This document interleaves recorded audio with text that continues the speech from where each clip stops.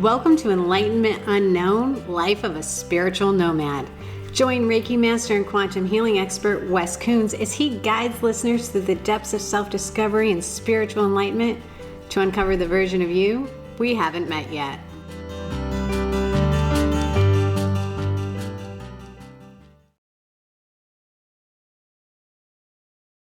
Hello and welcome back to Enlightenment Unknown, Life of a Spiritual Nomad. Before we dive into episode 7, Wes, give us a little update as to what's been going on.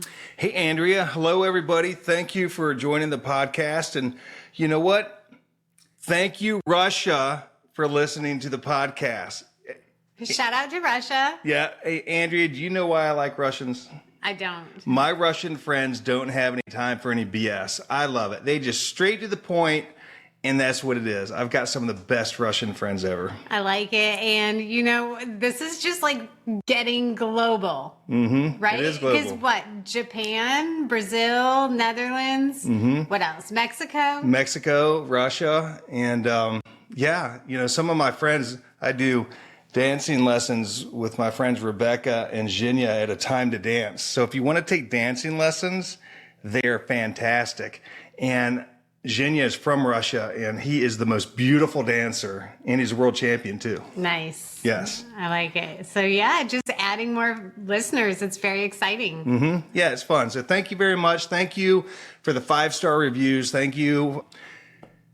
I was at church this morning and this lady said, I know who you are. You're on Instagram. And she was referring to the podcast and stuff. And I had several people reach out about the podcast. So it's kind of cool. It's fun. We're having a good time. Yes. Excellent. And yeah, so do you want to go ahead and get started on episode 7? Yeah, I think so. Episode 6 was fun. We were talking before we got on here how I'm kind of bouncing around a little bit because following the timeline, I don't know, it just wasn't working for me. And it just, you know, there's certain things I wanted to talk about and certain things I needed to think about. And, you know, bringing that episode up early on how Jesus showed himself to me, that was a special episode for me. Yeah, it definitely was. So if you have not already listened to behind the scenes of that episode, I encourage you to do that as well. Wes always gives some great insights in those behind the scenes episodes.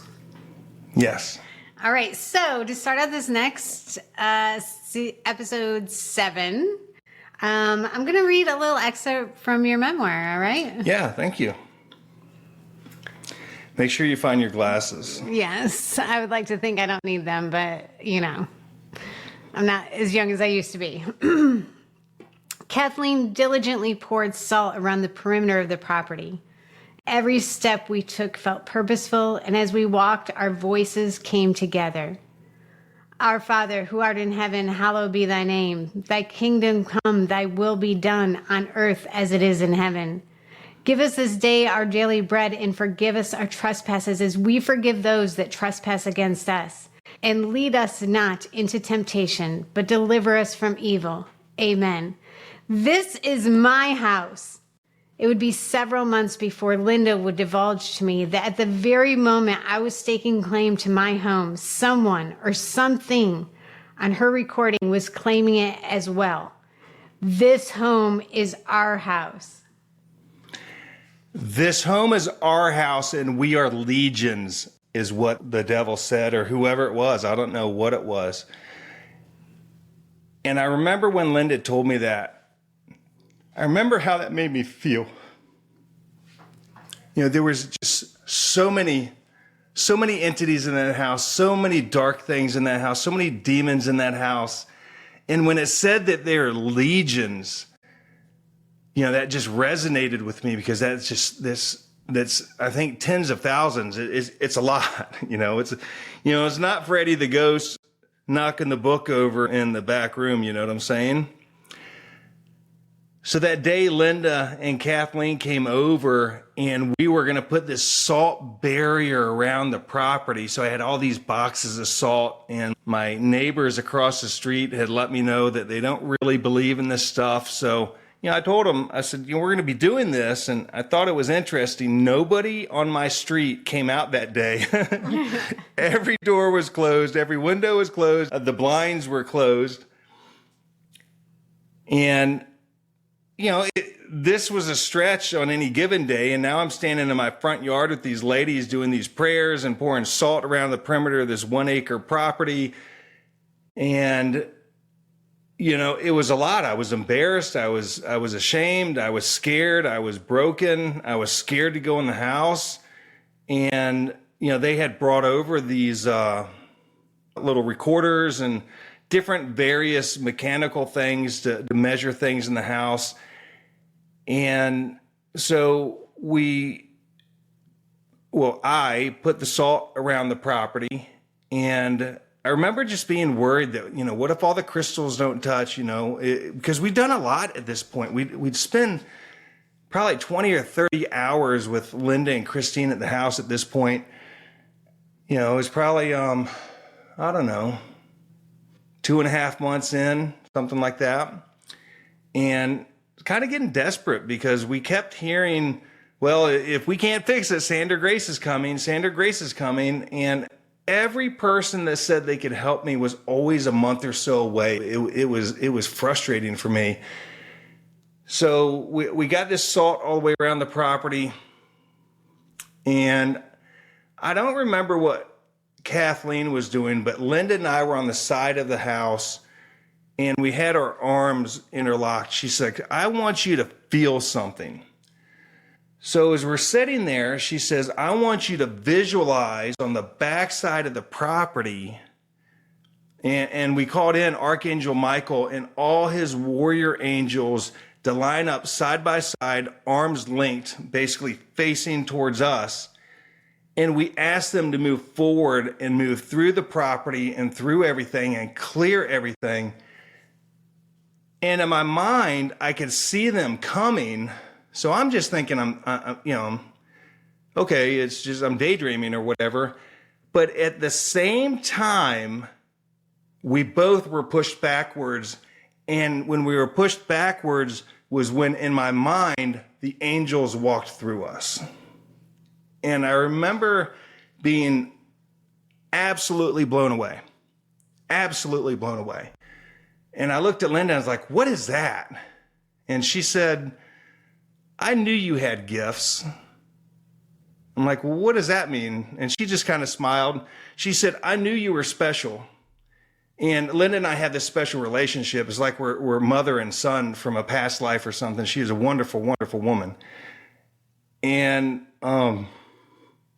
she told me that I can't wait for you to see what I see when I see you. And those words just hurt. I still struggle with that at some level today, but not like I did then. And in my mind, I'm like, I'm nothing. I didn't feel like I was anything. And she said, you're more powerful than you understand. And in my mind, that's what you tell somebody who's fucked up and broken and has these things going on, trying to give them something to hold on to, and the reality is she was telling me that I have gifts, and I didn't understand that, and that I have psychic abilities and I have healing abilities, and we didn't know what any of that looked like. We just knew that something was there. And she tells me all the time, and we talked a couple weeks ago, she said, I'm so proud of you, of what you've done and the things that you've been able to accomplish. And we talked about this specific day. And, feeling those angels cross through our bodies was extraordinary. And, as that was happening, we were saying this one part where they were having me claim my home. And to find out later that something was in the house saying this is our house and that we are legions, that was kind of terrifying to hear. And I'm glad they didn't tell me at that point. I'm glad they waited. They knew enough. Healers do no harm. So going in and telling me what they're actually seeing when I'm already on the edge probably was not going to be a good idea. And I remember when we were done, things felt a little different, but I knew it wasn't fixed. You know, you could walk in the house and you could see, like in the billiards room, there was these pillars, these posts there, and you would see teeth chattering next to them. And you would see, if you looked at the security camera on your phone, you would see parts of the room. You couldn't even see the outline. You couldn't see the picture on the wall. You couldn't see the door because the energy that was in that room was so intense. It was blurred in that area. And that was like a portal when stuff was coming in. And what was happening is there was these portals put in the property that were bringing in spirits, I guess. I don't know, dead people, spirits. And then these demons were trapping them in there and they're feeding off of them. And the house was just getting more and more powerful. And God, I hated going in that house. I hated it. I loved it when they came, but I hated it when they came because I knew I had to spend time in the house. I mean, there was all these instances that Linda would come over and we would open every drawer and we would, man, it looked like a Cheech and Chong movie in there. There was so much smoke coming off the sage, and you know, it did nothing. It touched nothing. And you know, I think the hardest part during that is when they would leave. All of a sudden I'm by myself and you have this deafening quiet. And it was just me. And just trying to figure out, you know, what do I do next? And where do I go next? And, you know, what's the next 5 minutes going to look like? Because it wasn't like something goofy happened every couple of weeks. It was nonstop. And, you know, if you looked at the home, this big home on an acre with this custom swimming pool and all these beautiful plants and flowers, it was picture perfect. It was heaven on earth, but it was placed in hell. And then I would go back to my camper and sit in there, and Kennedy would be in there because I didn't let her out when we did those things. And, you know, she would crawl up next to me and try, and she knew I was stressing. She knew I was having a hard time, and she would, you know, lay on me or lay next to me and snuggle next to me and do everything she could to help me. And that's just what German Shepherds do. She was a unique girl. But it's that quiet time was the worst. And there was a lot of quiet time. You know, I would spend hours looking at the surveillance cameras in the house and watching things walk through the house. And I'd be like, what is that? And what is this? And what is that? And I'd screenshot it and send it to Ty or somebody. I'm like, dude, what is this? And then when the sun would start to settle and it starts getting evening time, because it's like it's almost 5 o'clock right now. We're recording this. And the house would start to wake up, you know, and the later it got, things got creepier. I did not go in the house after 11 o'clock in the morning unless somebody was with me and I had to. And I'll never forget, did we ever talk about the lady that washed the dishes? No, I don't think so. We had this one cute little ghost, this little lady, and you could see her on the security camera every night. She would be at the sink washing dishes. She had her little platform shoes on with her apron, her hair up, and she would just sit there and wash dishes all night long. And so I left dishes in there to see if she's going to wash them. She didn't wash them. I said, I might have some free labor here. I'm like, you know, if we got legions of demons, if everybody paid me $1 a month, we could make this thing work. I'm just saying, I'll fucking live in the KOA and you pay off the house for me, okay? But her head would just kind of like twitch back and forth. And one night we were there, and man, it was a lot to get me in that house in the evening. And it was probably 8 or 9 o'clock at night. And Sandra Grace and them were in the house. I believe Linda was there.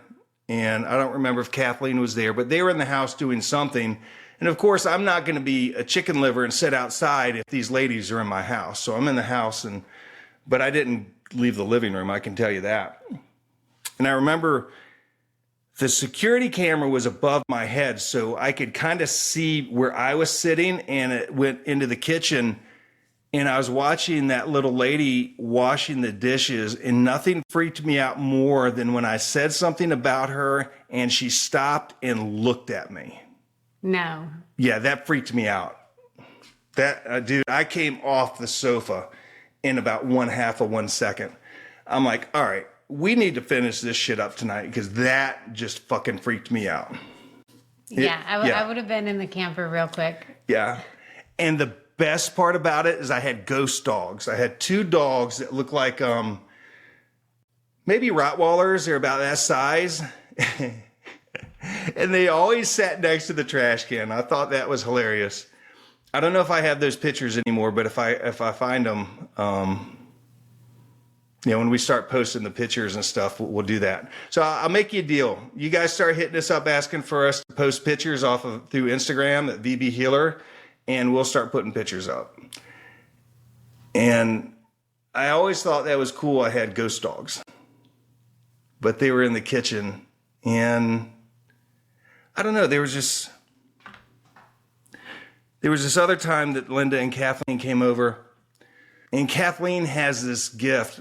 Linda has it some too, but yeah, I just remember this day that Kathleen was standing there having a fluid conversation not 100% fluid, but having this conversation with something I couldn't see. And she was trying to figure out, how do we stop this? And the ghost basically said something along the lines of, I'd have to ask Kathleen 100%, but, stop the water flow. It was the point of it. And we never really did figure out what that meant, but we kind of thought maybe there was this flow of energy, because if you walked across the backyard, coming out of the sunroom, shooting catty-cornered across the backyard to the dock, there was this energy line there. And when you would walk through it, you would feel it. It was really bizarre. And so, here's these ladies talking to something that I don't see, getting these questions answered. And at one point they had this little, almost like a motion detector thing you see in the ghost shows, where if there's an entity there, can walk up to it and the light lights up. And I remember when that happened the first time, I'm like, fuck, man. I knew stuff was there, but it's just like, it was right between Linda and I. And so, it's like within 8 inches of touching you, and it's right there. And, that makes you feel so small. If you've ever been in the Grand Canyon or the bottom of the Grand Canyon, you know what I'm talking about, where you feel less than an insect.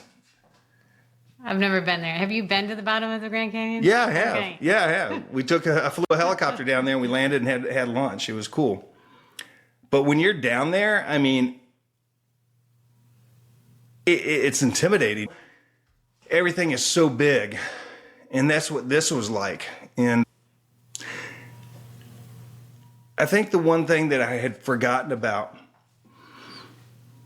was the fear that I had. I don't have the fear now, but that fear I felt, because nothing was working. Nothing was working. And these people were showing up, and they were desperate to help me.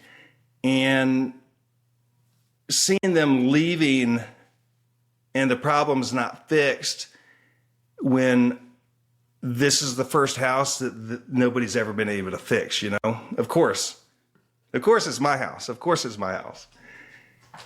And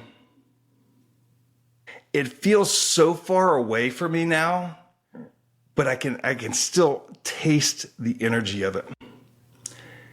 I can see every picture in the house, every piece of furniture in the house, everything, as if I was just there 4 minutes ago. It's bizarre.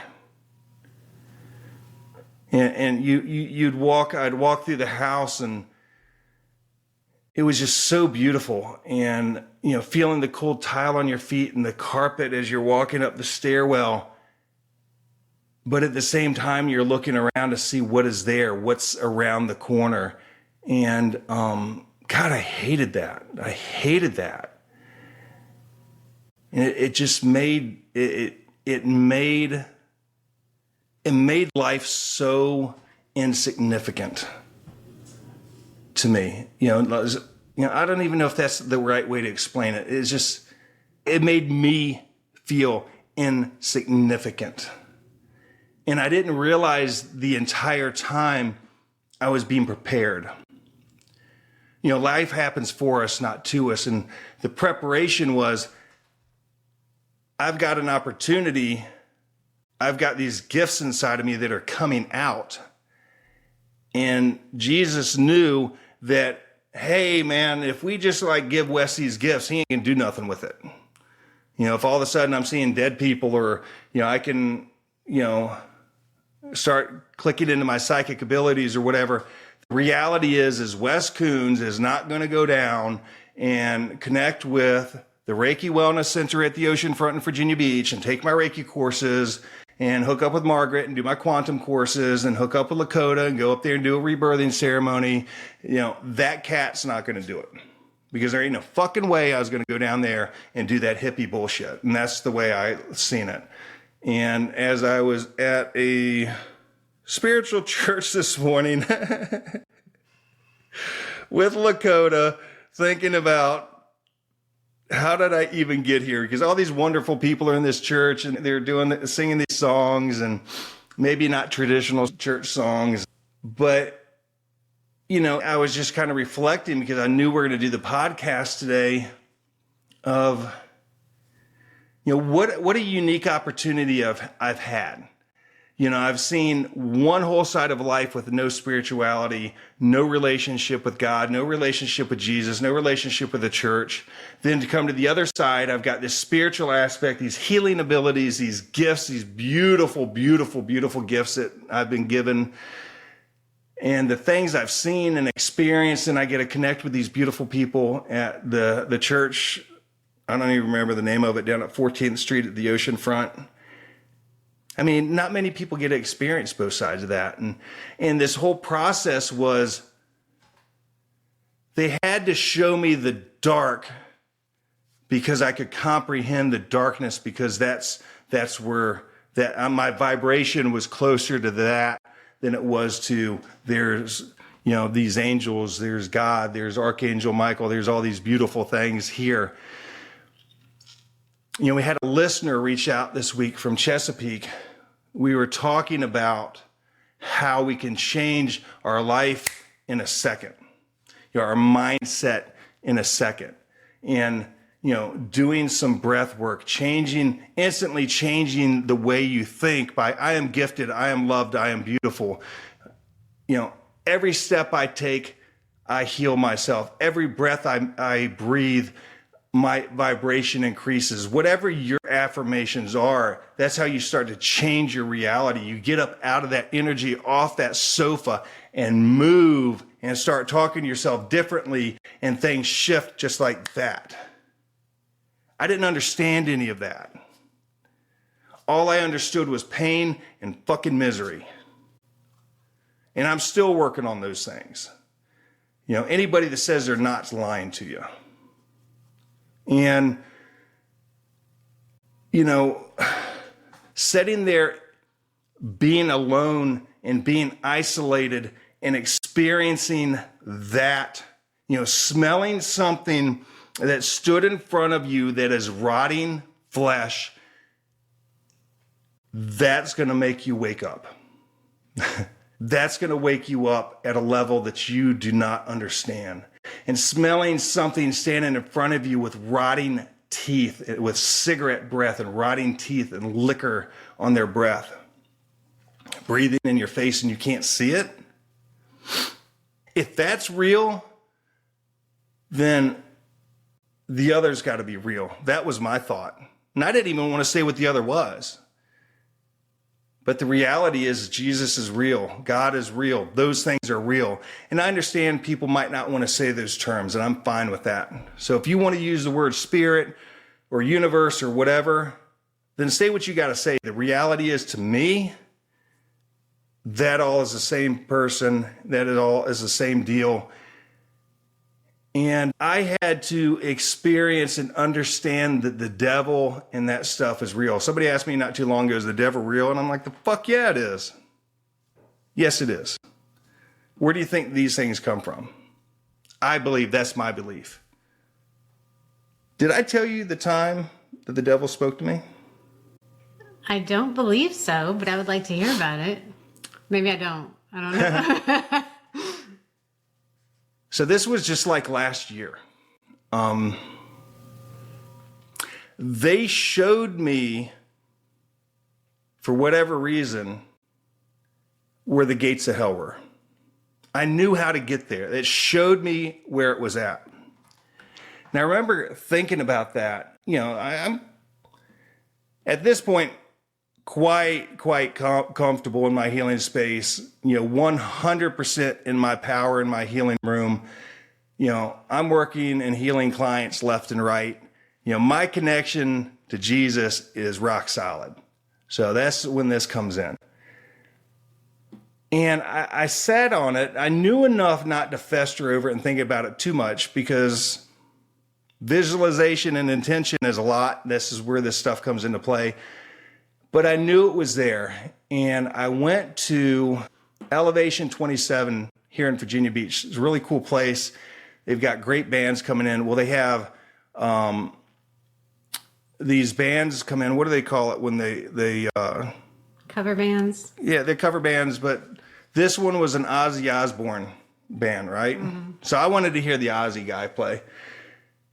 And we went in there and the energy was just, it was off that night. The place wasn't very packed. And I remember, you know, I excused myself from the table and went to the bathroom, and I felt the energy shifting as I was walking. So I was curious to see what it was. And as I walked in the men's room, luckily I was the only person there, and it showed me the entrance to hell. And of course, me being me, I'm a tough guy, right? And I remember thinking to myself, maybe I should just go in there and fucking kill everybody, because I'm still pretty pissed off about everything. And when the darkness shows itself to me these days, I'm a little bit nicer. I give it the opportunity to leave before I just remove it myself. And I remember thinking that, and I heard with my ears, not my mind, come on in. And I just stopped in my dead tracks. And it wasn't this scary come on in. It just sounded like a regular guy. He said, come on in. And there was a confidence in his voice that stopped me dead in my tracks. And I knew who it was. I knew what it was. And for a second, I'm like, I can do that. You know, I'll be fine. Fuck them dudes. You know, I'm going to go in there and I'm going to fuck them all up. And we're just going to end this thing tonight. And as I was getting ready to step forward, something said, let me ask. And I asked Archangel Michael, I said, what should I do? And the most extraordinary feeling came in the room. So I could imagine what I looked like if somebody's watching. I could feel him come in, and he came in a second. And he grabbed me from behind with his hands on my chest, and you could feel his massive wings just pushing and pulling me away. And I could feel the devil, you know, I couldn't hear it or see it, but there's like this smirk on his face, and that I was leaving. And he whispered in my ear, he says, not yet, brother. He didn't say I couldn't, Andrea. He said, not yet. So the Marine in me is like, all right, because we're down for a fight. But to feel him grab me and pull me away with the strength and the passion and the determination to take me from there was extraordinary to feel. And, you know, when I'm around him, it's like he is my friend. Like we've been friends for a very, very long time. It's weird to explain because it sounds crazy, but it's real, 100%. And he held on to me, and I could feel the love that he had for me. And you know, when you hold your best friend, you see him, you embrace your best friend. You know, that's what it was like. And and he flew me a long way. He embraced me for like 30 or 40 seconds. And I wasn't even in that bathroom. I wasn't in Virginia Beach. I was somewhere else. And every time he pulled his wings down to go further away, I felt this jerk, as your head flew forward as he pulled you backwards. And the strength that he had holding me and the love that he had and the connection that we had was beautiful. And it's different than feeling Jesus. Jesus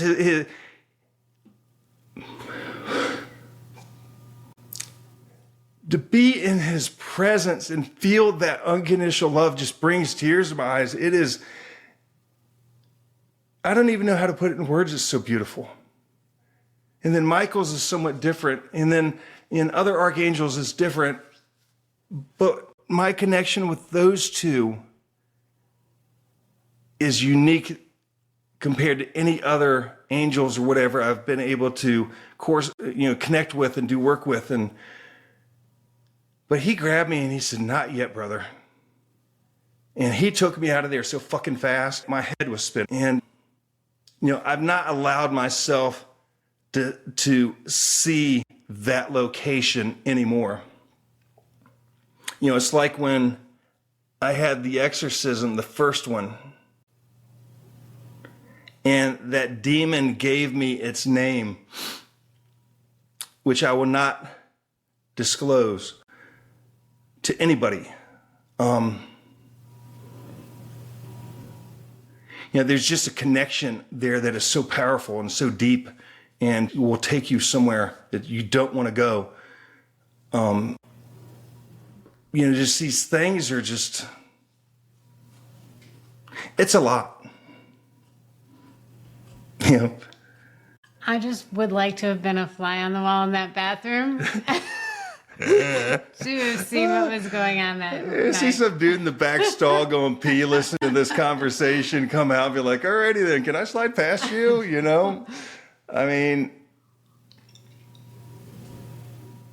It's just, it's a lot. And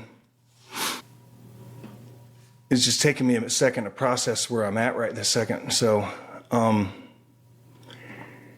and like this journey, this 9 months of this haunted house is like nearly every day, every other day was almost that level of craziness. So as we're talking about Linda and Kathleen at the house, there's so many weird, unique opportunities that came up that, it's like I feel like I'm not even giving it justice. At one point when Sandra Grace shows up at the house, we go upstairs and Linda and I are literally shoved against the wall, our backs against the wall. And Sandra Grace is just walking through the house like, do. And here we are, we're plastered against the wall and can't move. And I remember she turned around and the look on her face, I think that was probably one of the first moments she realized how bad the house was. And, it's little things like that were, I call little things that might be, if it happened once to somebody, would be life-altering, but it happened over and over and over and over. And that was the lesson that I had to see. That was a lesson I had to go through because I had a choice. My favorite saying in that movie, Shawshank Redemption, get on living or get on dying. And I had a choice. And I chose to live, and I chose to fight, and I chose to put my foot forward, and I chose to say, I will try something else. So when you're sitting at home and you're by yourself and you're fucking broken and you're lost and you can't see anything good in your life, that is the best place to be, because the only thing you have at that point is stepping forward. You know how many times I've been there? And stepping forward is simple as, I like to say, Spirit has this, Spirit has me. The Holy Sacred Spirit has me. And I'll say that hundreds of times during the day as I'm white knuckling it, just driving down the street. Because sometimes life gets that hard, you know? Especially my brothers and sisters that have been in combat and we came back. You know, we don't lose 22 plus veterans a day because we're fucking happy, okay? There is trauma, there is stuff there that we are suffering from. And the reality is, yes, you can survive it. Yes, you can. And I don't want to say fix it because that means we're broken. We ain't broken. We just need to heal something. So we can heal, we can move forward, we can be the person that we want to be. But you just have to not give up. And I can promise you, there's lots of times I want to give up. But I'm not. And neither are you. You know, as you're sitting in your car right now, on your lunch break, listening to this podcast, connecting and saying, I understand that isolation. I understand that self-hatred. I understand being that miserable and broken. You know, because if I can move forward from it, so can you. You know, if I can hear the word of God, so can you. And there's lots of times, even now, I struggle to hear the word from God. And that's when I show up even more. That's when I disconnect from the TV, I disconnect from my cell phone, I disconnect from drinking beers or doing drugs or whatever the fuck you got going on. And I go somewhere. For me, it's going down to the beach and doing prayers at 5:30 in the morning. I hear the word of God when I do that. A friend of mine asked me this week, we've been friends since we were children, and she said, you know, Wes, I don't hear the word of God. I'm like, well, you know, I have fluid conversations with him these days. But you know where I hear the word of God a lot of times? I personally like Joel Osteen. I think he's an amazing speaker. I think the message he gives is clear. And Joel, I'm waiting for my text to come on the show, so just let me know. We're going to manifest that. But I hear my messages through that channel. When I'm struggling or I get in the truck and I have a question in my mind, every single freaking time what Joel Osteen is talking about is on there, or a song will come on that will give me hope, or I will go through the drive-thru and the lady will turn around and say something irregular to me. And I'm like, why? And the thing she would say kind of answers my question, right? You know, there was this guy that was this news reporter guy. I don't remember if we talked about this or not. But long story short, he had a problem with his parachute, and he was doing this story and he was scared to go back in this plane and jump off this parachute. And he was crossing this road early in the morning. There was nobody around. And it was like a 4-lane road. So you could see there, you know, if anybody is around. And he said, God, if you're real, give me a sign. And a second later, somebody tapped on his shoulder and said, he turned around, the guy said, God is real. And as he turned back and then turned back again to speak to that person, nobody was there. God will speak to us. Those messages will come to us. Those messages will come to us in other ways. But you got to be willing to hear it. I need you to hear this. You have got to be willing to hear it. The intuition, the voices inside you, everything you need that you're looking for is inside you. So there's that. No, 100%, Wes. And it took me a long time to really understand what that meant when people would say everything that you need is within you, but it truly is. And it's in the quiet that you will find the answers that you're looking for. It is. And don't expect that you've never turned anything off before and you're going to turn your stuff off and 3 minutes later you're going to hear it. I wish that would work for me, but it takes a while. Start doing meditations. Do yourself a favor. Find a good Reiki practitioner in your market and go get Reiki certified. It is a Japanese version of hands-on healing. They teach you, they connect you so the Holy Sacred Spirit flows through you. And then level 1 is about self-healing. healing. That's what you need to do. It's a good step for you. Yes, it's a wonderful first step. It is. So this was a fun episode, huh? Yes, but it made me realize, thank goodness Jesus, God, the universe did not think that I needed to see the gates of hell. Yeah, this, just so you know, this is a Wes Coons special. This is not your life. This will not be your life. I had a special journey to follow because of, well, more will be revealed, as Sandra Grace would say. More will be revealed. I'm still figuring it out. However, I had a calling, and this is the path I needed to be on because I'm freaking hard-headed. I know that's a shocker for you. I'm smiling real big right now. I know you can't see that. My mom's smiling in heaven. By the way, today is Mother's Day, and so happy Mother's Day. Yes, happy Mother's Day, even though this will come out after that. Every day is Mother's Day, really. It is. You know, I was talking to somebody the other day, and we may have mentioned this on the show because I don't remember what I talk about 9 times out of 10, especially on this show, because, you know, it's emotional for me. A woman is so unique and so special and so gifted and should be honored at such a high level. It's the only being that can take an angel from heaven and create a human, a baby on earth. Yes. You know, just a thought. So happy Mother's Day.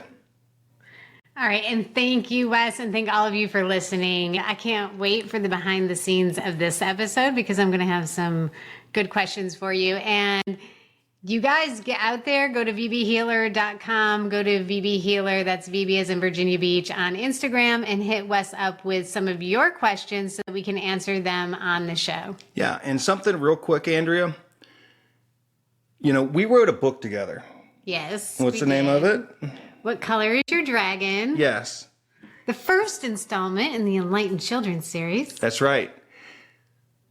What Color is Your Dragon teaches you and your child how to think differently, how to implement affirmations in your life, how to step into your power. Imagine what your life would look like if you could go back to being 5 or 6 years old and somebody told you you're gifted, you are beautiful, you are loved, that you are powerful, and you can take control of your mind at the age of 5 or 6, manifest the life that you want, become the beautiful being that you're supposed to be. How much pain we would not have had to gone through. We can shortcut that for our children, and you can get that book if you go to our... You can go to Wes's Instagram page, which is VB Healer. You can go to mine, which is An Abundant Universe.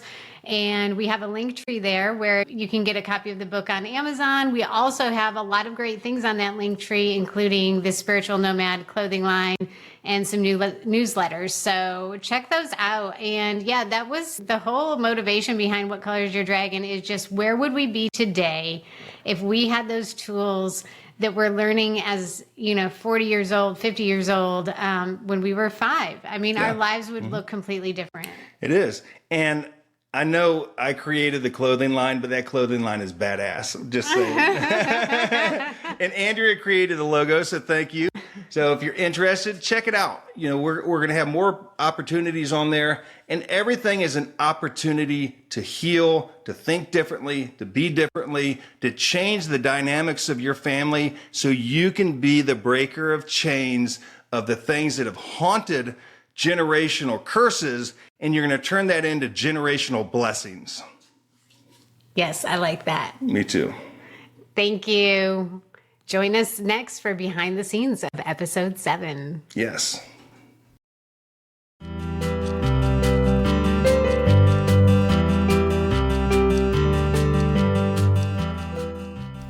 You've been listening to Enlightenment Unknown with Wes Coons, your guide on the quest for self-discovery and the version of you we haven't met yet.